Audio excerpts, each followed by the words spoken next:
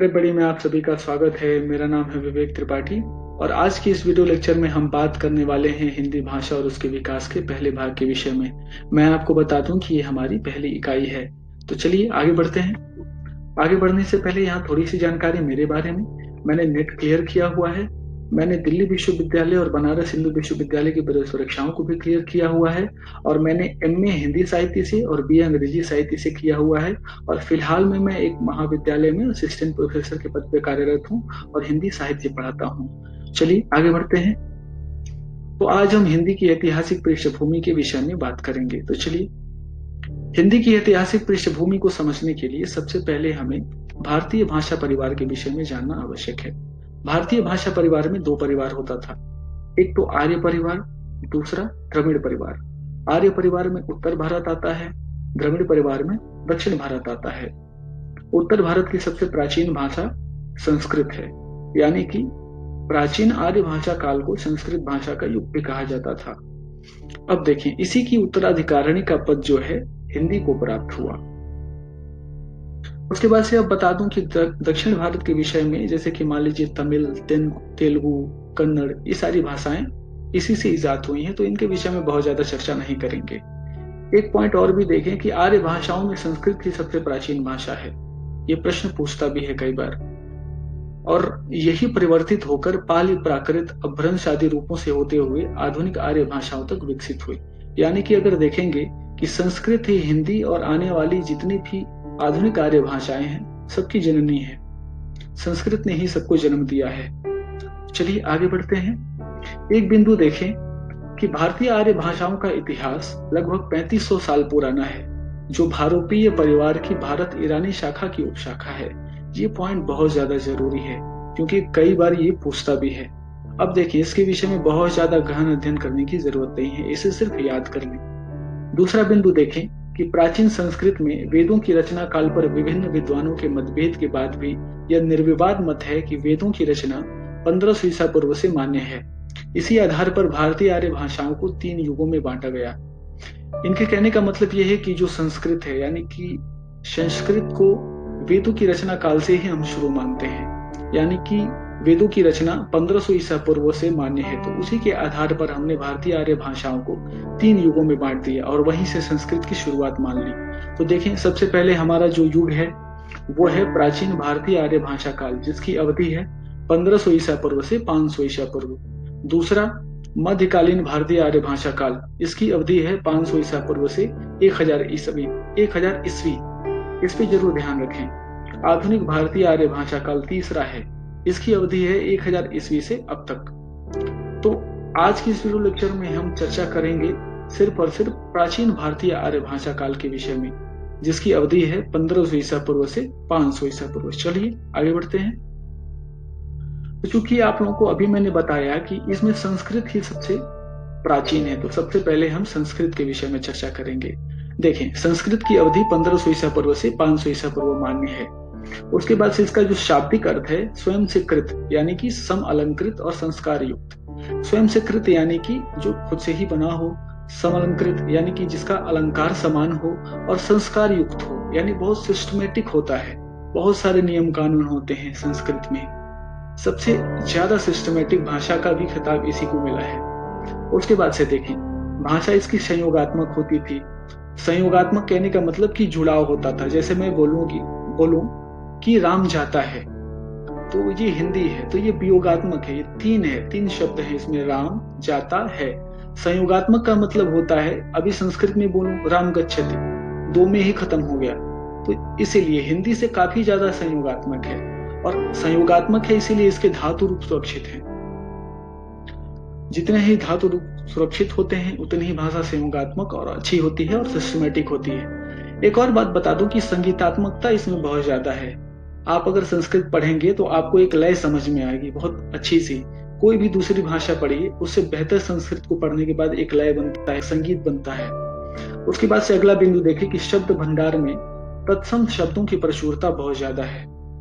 यानी कि तत्सम शब्द यानी कि तत्सम यानी उससे उसके जैसा, तत्सम उसके जैसा यानी किसके जैसा, संस्कृत के जैसे दिखने वाले शब्द बहुत ज्यादा पाए जाते हैं। अगला बिंदु है कि प्रामाणिकता के विचार से सर्व प्राचीन उपलब्ध व्याकरण पाणिनिकृत अष्टाध्यायी। ये पॉइंट बहुत ज्यादा इंपॉर्टेंट है, ये प्रश्न पूछता भी है। देखिए मैंने हाईलाइटेड कर दिया है। प्रामाणिकता के तौर पे सबसे पुराना जो व्याकरण है वो पाणिनिकृत अष्टाध्यायी है, तो ये बिंदु भी याद रखें। उसके बाद से एक बिंदु आता है कि प्राचीन काल में संस्कृत की लेखन प्रणाली ब्राह्मी लिपि थी। ब्राह्मी लिपि यानी कि बाएं से दाएं लिखे जाने वाली मात्रात्मक लिपि को ब्राह्मी लिपि कहते हैं। और आधुनिक काल में ये सौभाग्य देवनागरी लिपि को प्राप्त हुआ। अब जो है कि देवनागरी लिपि में संस्कृत लिखी जाती है। चलिए आगे बढ़ते हैं। अब देखें, अब हम जानेंगे संस्कृत भाषा के रूप को। तो संस्कृत भाषा के दो रूप होते थे। सबसे पहला रूप है वैदिक संस्कृत। वैदिक संस्कृत की जो अवधि है वो है 1500 ईसा पूर्व से 1000 ईसा पूर्व। अब इसमें देखें, साहित्य की भाषा का पूर्ववर्ती और कठिन रूप था। ये पूर्ववर्ती और कठिन रूप था, यानी कि जो इसमें आप वैदिक संस्कृत का कोई भी चीज उठा के देखिए, यानी कि ऋग्वेद, सामवेद, जो भी आप उठा के देखेंगे तो आप देखेंगे उसकी भाषा बहुत ज्यादा कठिन है आज की जो संस्कृत लिखी जाती है उसके मुकाबले। तो देखिए इसमें रचनाएं कौन कौन सी हुई। सारे वेद वैदिक संस्कृत में ही रचे गए हैं, जैसे कि ऋग्वेद, सामवेद, यजुर्वेद, अथर्ववेद। और ऋग्वेद सबसे प्राचीनतम ग्रंथ है, तो ये ध्यान रखिएगा। अगला बिंदु है कि ऋषि मुनियों, विद्वानों और अभिजात्य वर्ग की भाषा को ही वैदिक संस्कृत की संज्ञा प्राप्त है, यानी कि सामान्य वर्ग इसे बोल और समझ नहीं सकता था। ये सामान्य वर्ग की भाषा नहीं थे, ऋषि मुनि वगैरह बोलते थे। अब आते हैं दूसरा रूप, दूसरा यानी कि लौकिक संस्कृत। वैदिक संस्कृत के बाद क्या आता है? लौकिक संस्कृत। लौकिक संस्कृत की क्या अवधि थी? तो 1000 ईसा पूर्व से 500 ईसा पूर्व। दूसरे नंबर पे देखिए कि साहित्य की भाषा का परवर्ती और सरल रूप था। ये जो था ये सरल रूप था, यानी वैदिक संस्कृत जितना कठिन नहीं था, सामान्य जन भी आराम से बोल और समझ सकता था। उसके बाद से देखें इसमें कौन कौन सी रचनाएं हुई। तो 2 महाकाव्य रचे गए, यानी कि वाल्मीकि रचित रामायण और वेद व्यास रचित महाभारत। 2 बड़े बड़े महाकाव्य लौकिक संस्कृत में रचे गए हैं, जिन्हें आज हम संस्कृत समझते हैं। यानी कि जनसाधारण और निम्न वर्ग की भाषा को ही आधुनिक काल में संस्कृत की संज्ञा प्राप्त है। यानी कि इस समय जिसे हम संस्कृत समझते हैं वो लौकिक संस्कृत है, वैदिक संस्कृत नहीं। तो ये बात बहुत अच्छे से ध्यान दीजिएगा।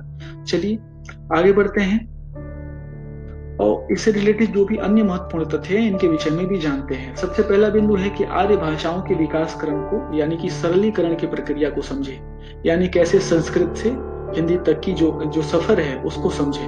सबसे पहले वैदिक संस्कृत आया, उसके बाद से लौकिक संस्कृत यानी जिसे हम संस्कृत समझते हैं, उसके बाद ऑर्डर में पाली, उसके बाद प्राकृत, उसके बाद अपभ्रंश और उसके बाद संक्रमण काल, यानी संक्रमण काल जिसमें अब हिंदी जन्म लेगी, हिंदी के जन्म लेने की प्रक्रिया, यानी कि अवहट्ट और पुरानी हिंदी, और उसके बाद हिंदी और अन्य आधुनिक आर्य भाषाओं का काल। तो आप देखें कभी कभी प्रश्न में नेट में पूछ भी देता है कि क्रमानुसार सजाएं।